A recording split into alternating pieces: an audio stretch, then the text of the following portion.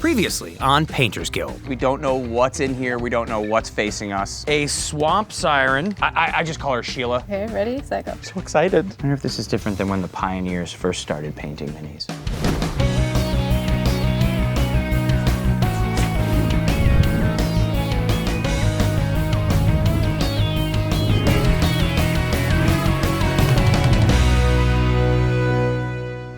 Welcome back to Painters Guild. We are here again with Candace Dovie, who is going to teach us once more. If you remember last time we were working on our Swamp Siren.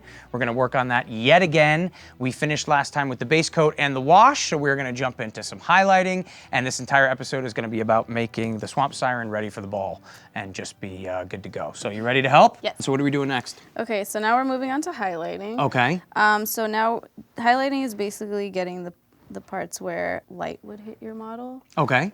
So what I wanted to do was go back in with Carnal Pink again and just... Okay, so I need to have more pink. Yeah, just go back into... What size brush are you using? I got a little guy. Smaller ones, because I'm going to just do... I'm going to try to get the chest area, her like torso, and go back in over the pink without hitting the shaded areas. So you don't want to cover up what you just did. Okay, so like...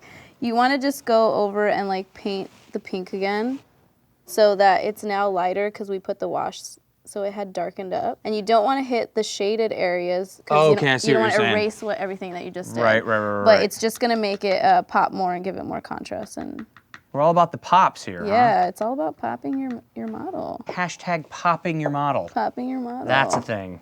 Yeah. That could have a number of different meanings. Yeah, I don't know. I don't know if you want to look too far into that. Yeah, but we're popping our model with pink. Yeah, since Brian was also my teacher, you might recognize this saying, let the light talk to you, let it speak to you. Oh, okay. I Yeah, thought you were going to say, so- since Brian was your teacher, I also recognize the fact that you're lacking in some skill.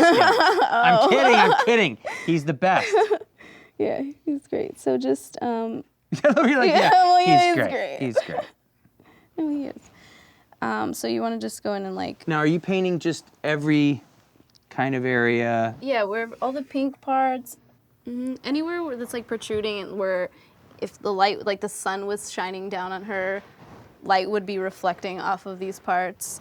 It's just going to make it look... So are you kind of sticking with a light source coming from one direction, so it's more like one side is being hit more than another, or no, it's more just kind of popping the pink? That would be pretty expert, but I'm not getting that...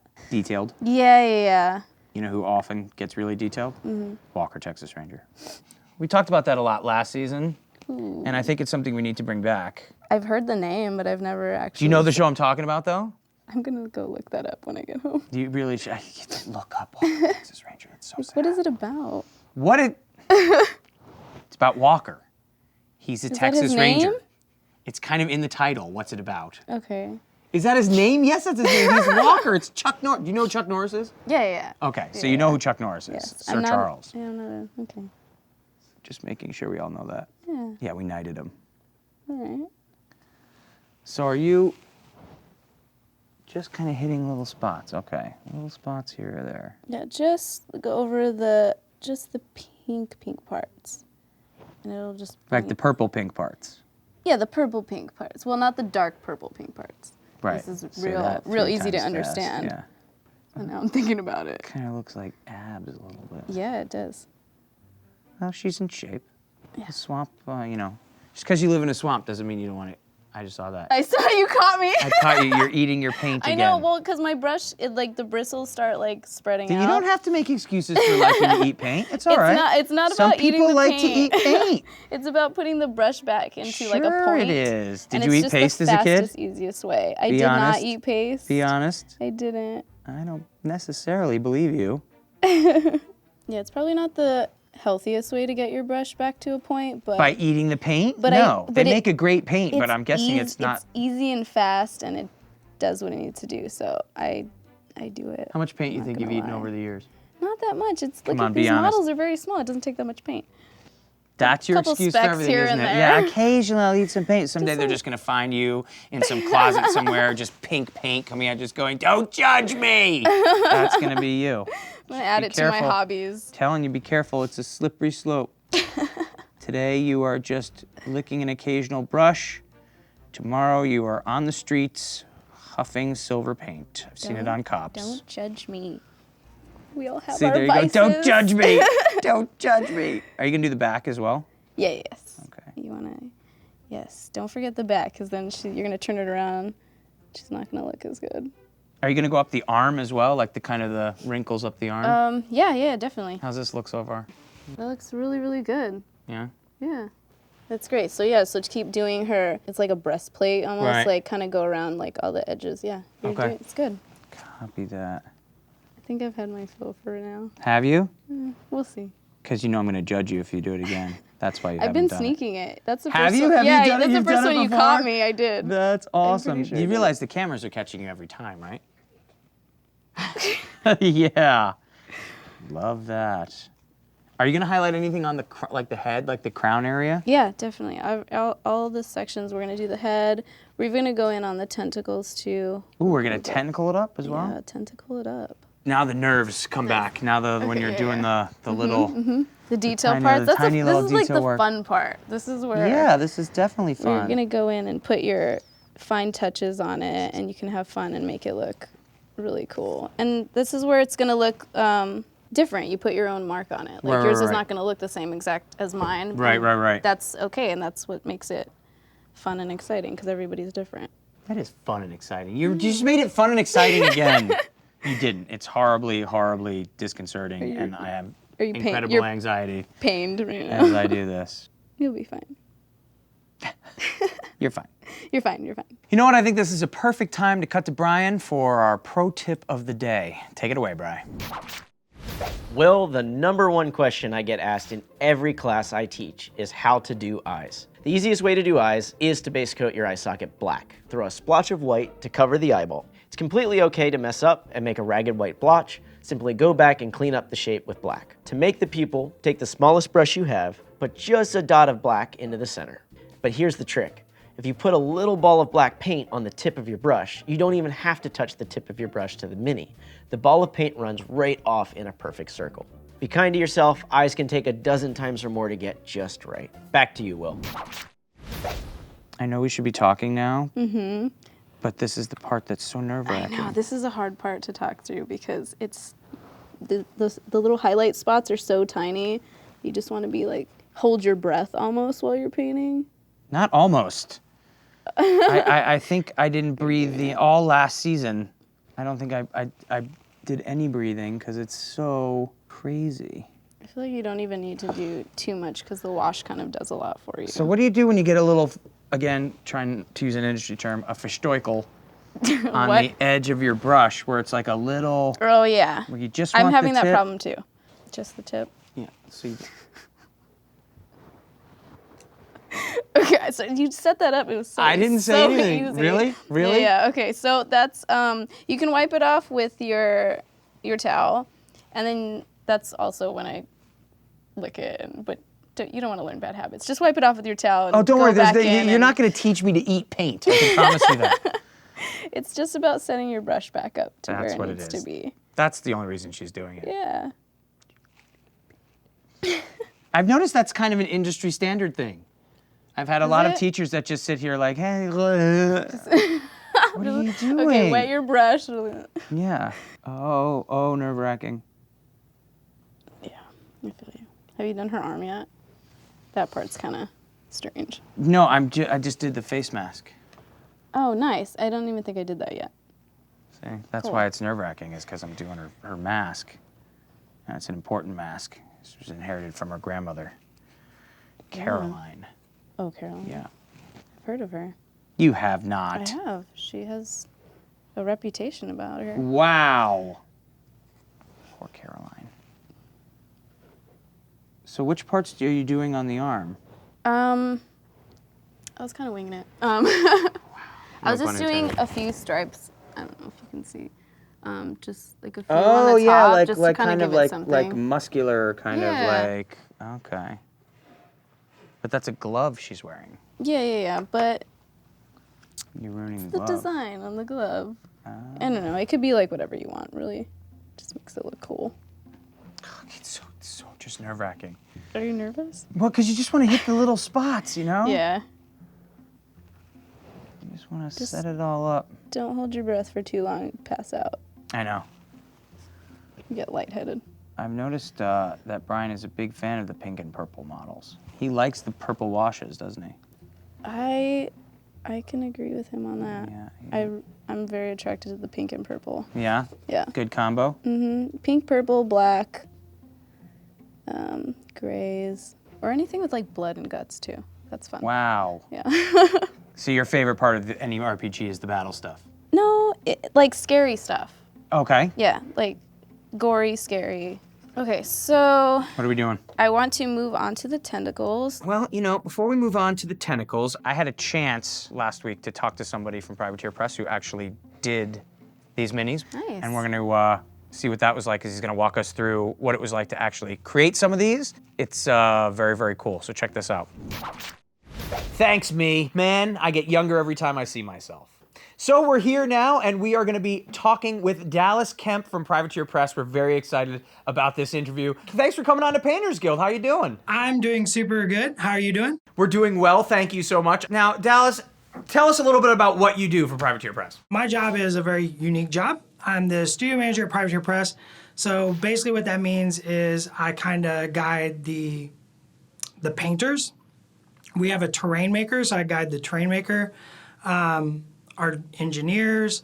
I work closely with production and just kind of move the miniature along from sculpt to finished. So you kind of do a little bit of everything. I'm a little bit of everywhere and never at my desk. I'd like to start by saying, because we're obviously going to get into a lot of the stuff with the miniatures, but we also use your paints, which we love, and we are starting a campaign here to have a paint named after me. So just so you know, we are tentatively calling it Will's Tears. Is Will's Tears kind of a chartreuse color, or is it more of a periwinkle? Hey, you know what? It's up to you guys. I just think the title is what's important to me, because some of the names of your paints are some of the greatest things in the world, and we have a ton of fun on the show, even just reading the paints that we're going to be using. My favorite paint name, by the way, and I might be biased, is Deathless Metal. See, that's awesome. So, okay, Deathless Metal. Is your favorite one. I love that paint name. So we love your paints, we love talking about the paints, but we're really here to talk mostly about your minis. So let me just tell you about this. So I am still learning this entire thing.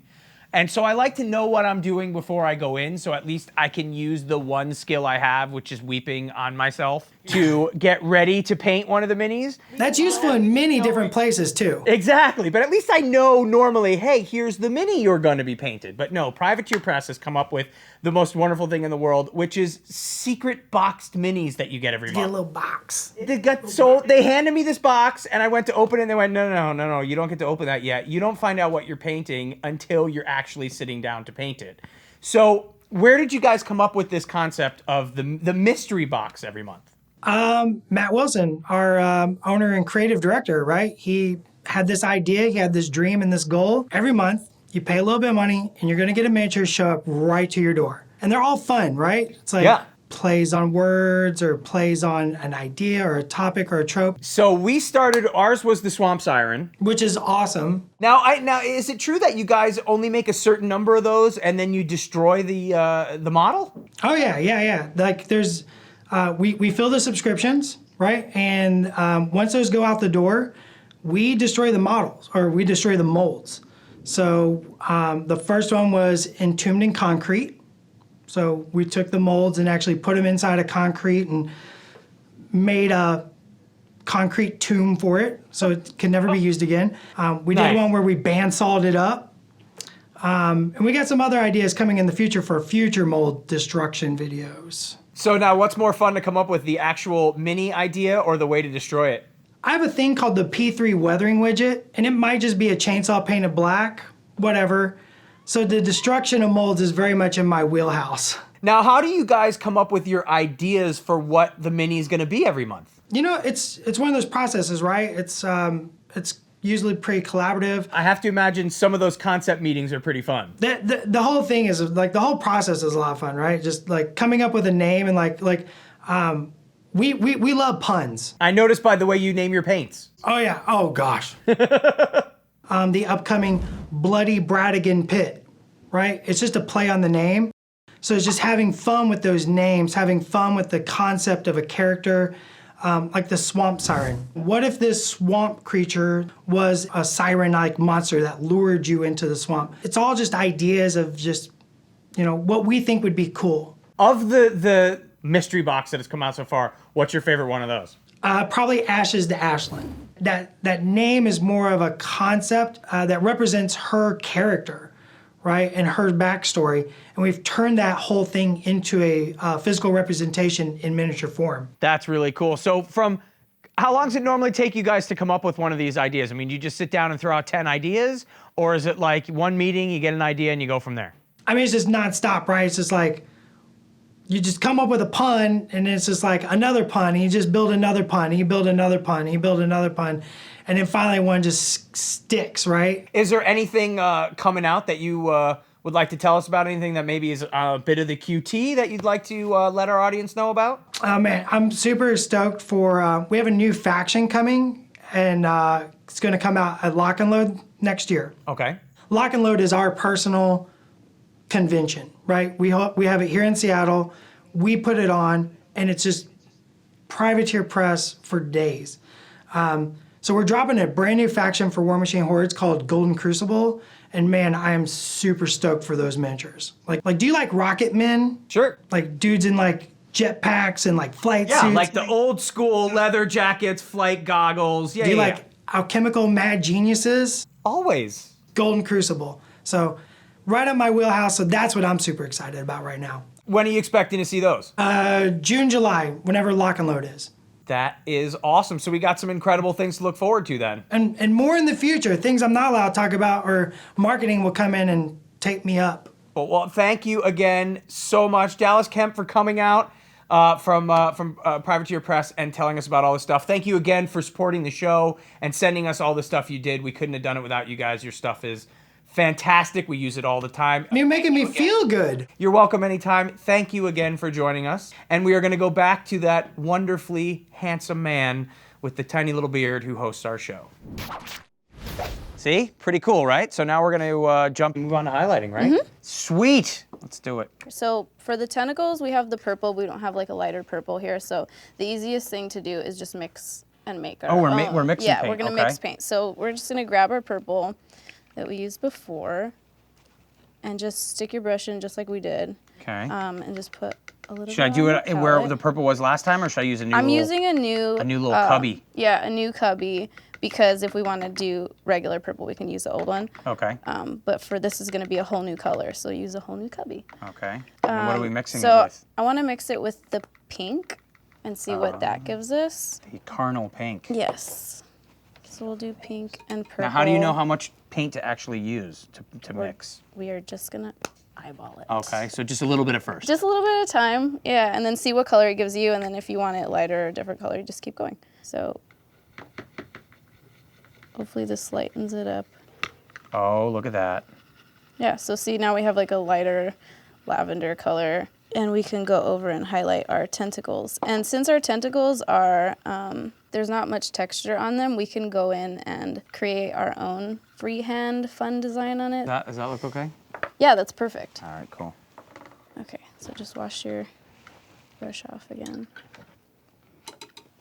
I actually might need more paint because there's so much surface area. So I'm gonna use a little bit bigger brush for the tentacles because there's more surface area. And I want to go in and I'm gonna just do like my own little lines. Like I'm just gonna do like little stripes. You're striping it, huh? Yeah, just little stripies. Okay. Doesn't really matter what you're doing. No, just kind of, you're gonna fix it up after too, so just kind of just gives it your own texture. You could do this, you don't have to do this, but just adds a little something that you could do. You can always freehand your own things and make it personal. So how many are you doing? I'm just kind of running down her whole. Oh, you're doing like that? Yeah, Oh, okay. Yeah, yours looks good too. It's different. Well, yeah, they're from different clans. Right, yeah. This is kind of fun because you can't really do anything wrong. No, you can't really mess this part up. And I guess worst case scenario, you hate it, you go back and you just Paint over it with the regular purple, right? Exactly. So you're just having fun right now. You're just playing with you're it. having fun. Oh. I'm at work. Okay. All right. This is my job, so totally different. Well, lucky you. Just rub it in. I know. This is what I do for a living. Like how It's you pretty did fun, that. right? I have fun for work. I do. All work should be fun. Very true. I don't want to do too much, though, right? It's up to you. Like that. Yeah, that's really cool. Did you do the back? Yeah. Cool. Okay. Nice. Let's see your... Yeah, you're a little bit Yeah, that's heavy pretty because I'm good. doing a couple. Oh yeah, thank you. I appreciate it. That's the sort of thing you like. Okay, so the lines we just did seem to kind of just stand out a lot. How do we tone that down just a little bit? Okay, You so blend it, or? there is a simple fix. You can blend it. You can go back with your wash. You can go back with like the purple wash that we used earlier Oh, okay. and go over it, and it'll The like. Drew Chi Violet? Yeah. Yes, exactly. Nobody's gonna get that mixed up. Nope. They go look for it in the store. All right, so And then just go over the tentacles again. yeah, just go in. And it'll blend them together. I'm gonna use the same brush. And you see how it kind of mutes the that. color down a little bit more. Yeah, like that. But it also kind of also makes them pop a little bit. Interesting. So just Cool. blending everything together that we just did, so it's not like super stripy. Right.